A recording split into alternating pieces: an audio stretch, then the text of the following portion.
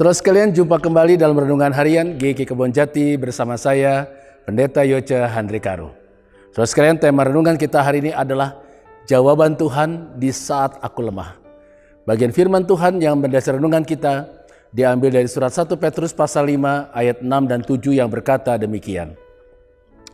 Karena itu rendahkanlah dirimu di bawah tangan Tuhan yang kuat, supaya kamu ditinggikannya pada waktunya. Serahkanlah segala kekhawatiranmu kepadanya, sebab ia memelihara kamu.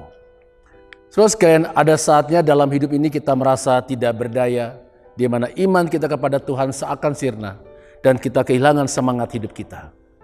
Ada yang pernah mengatakan begini, saudara sekalian, ketika kita merasa jenuh akan kehidupan kita, atau merasa banyaknya pergumulan dalam diri kita, maka kita harus membaca firman Tuhan.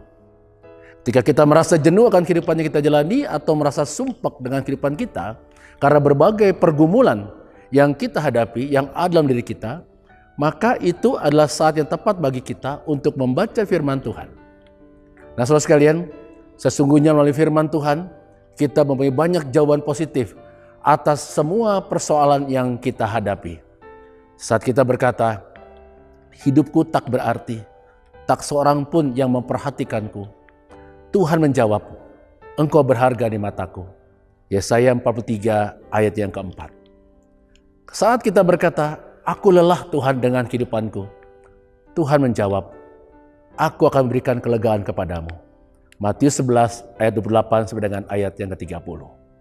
Saat kita berkata, tidak ada seorang pun yang mengasihiku, Tuhan menjawab, aku sangat mengasihimu. Yohanes 3 ayat 16 dan Yohanes 16 ayat 27. Dan saat kita berkata, aku tak sanggup lagi Tuhan, Tuhan menjawab, aku Allah yang sanggup menolong kamu. 2 Korintus 9 ayat yang ke-8. Saat kita berkata, aku tak dapat memaafkan kesalahan diriku sendiri, Tuhan menjawab, aku menerima dan mengampunimu. 1 Yohanes pasal 1 ayat 9. Dan saat kita berkata, aku berkekurangan ya Tuhan, Tuhan menjawab, aku akan mencukupkan segala keperluanmu. Filipi pasal 4 ayat 19. Dan saat kita berkata, aku takut menghadapi kehidupanku ya Tuhan, Tuhan menjawab, aku memberimu keberanian.